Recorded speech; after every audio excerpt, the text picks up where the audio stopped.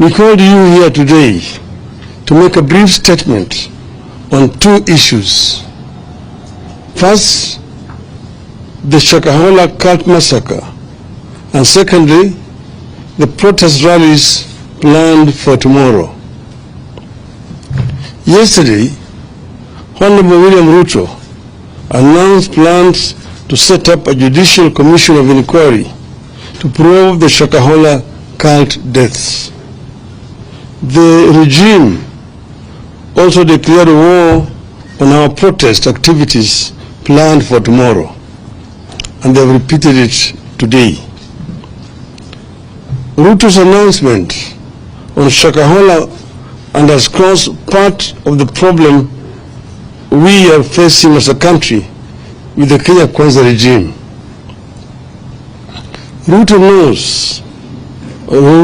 does not seem to know that the concept of a judicial commission of inquiry appointed by a president is unconstitutional in Kenya since the year 2010.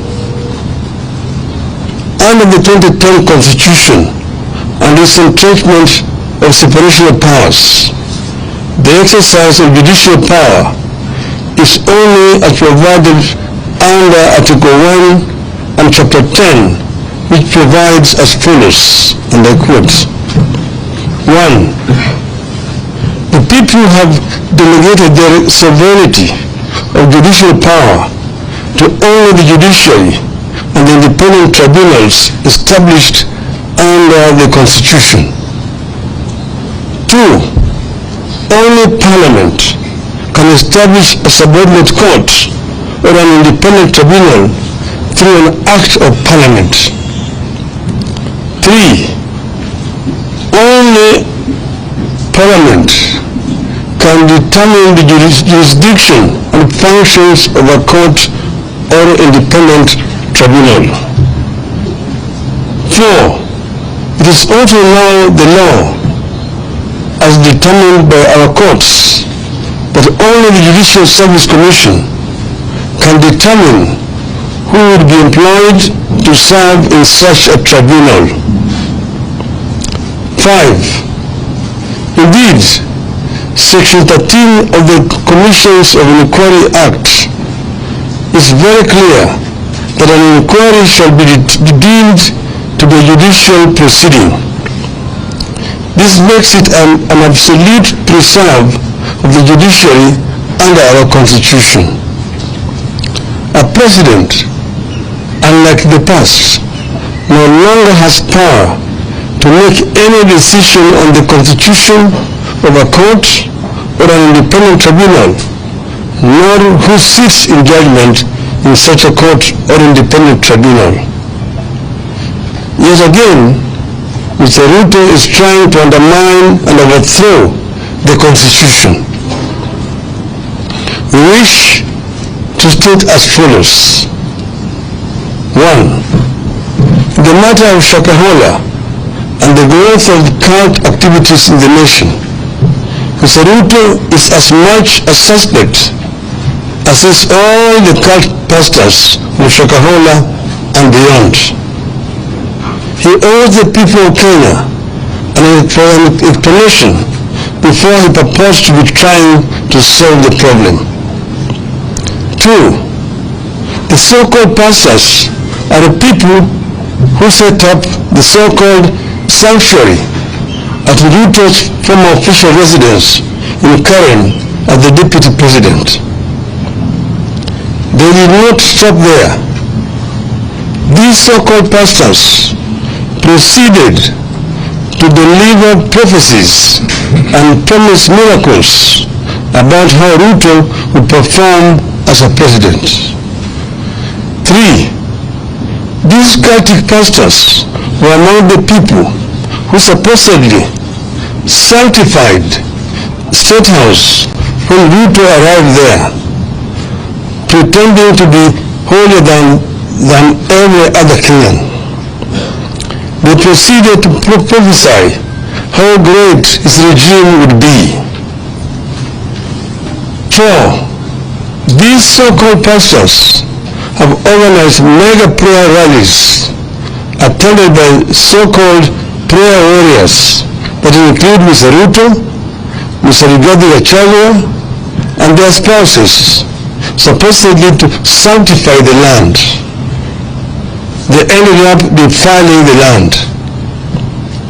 5. These so-called pastors aided the introduction of mandatory fasting that started in 2015 at the DP's residence in Karen, and which have been carried over to State House, where everyone is compelled to fast every Wednesday, regardless of their faith, effectively making State House essentially a Shakahola annex. 6. Sometime in May 2022, Mr. Ruto's family claimed to have paid for impure borehole water at their current residence and turned it into clean when a purification machine had failed. We see no difference between this claim and the outrageous ones made by cult pastors, like performing fake miracles and extorting money from believers with the calls like tuma mbegu ya 310 or fast until you meet Christ. 7.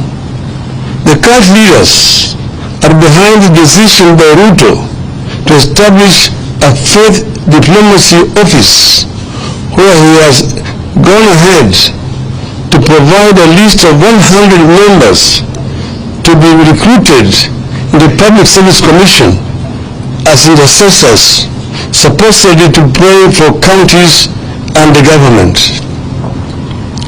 Nobody knows the identity, the qualifications of the so-called intercessors, how they were identified, and where they fit in a government where religion and state are separate entities.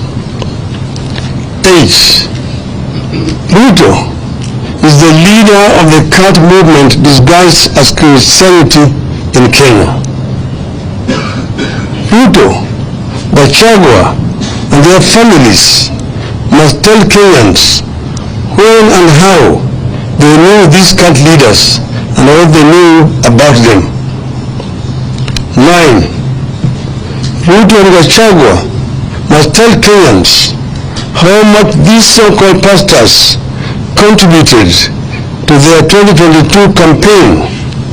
How many times have the so-called pastors accessed a State House since the start of this regime?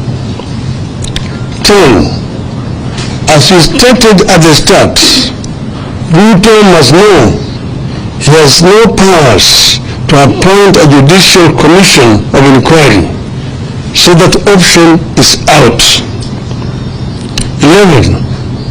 We are all aware that judicial commissions of inquiry have been the tool of choice whenever the government has something to hide, like you believe Ruto does now. 12. Parliament must swing into action, come up with a select committee, and get to the roots of the cultic activities in the country and the abuse of religion for political gain. 13.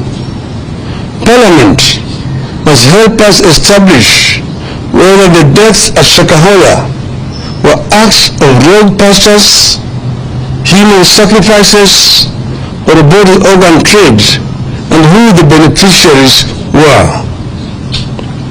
14. The DCI may have swung into action late, but since they did, they have been doing a great job in Shakahola. They should be allowed to do their job without interference. 15. The current blanket restrictions placed on independent observers, including the media and civil society, must be lifted forthwith. 16. The state must give the media full access to the scene of crime and various aspects of the investigations. 17. Going forward, Ruto must commit to draw a clear line between religion and state in this country. He has deliberately merged the two to enable his political survival and as to cover up for his corruption.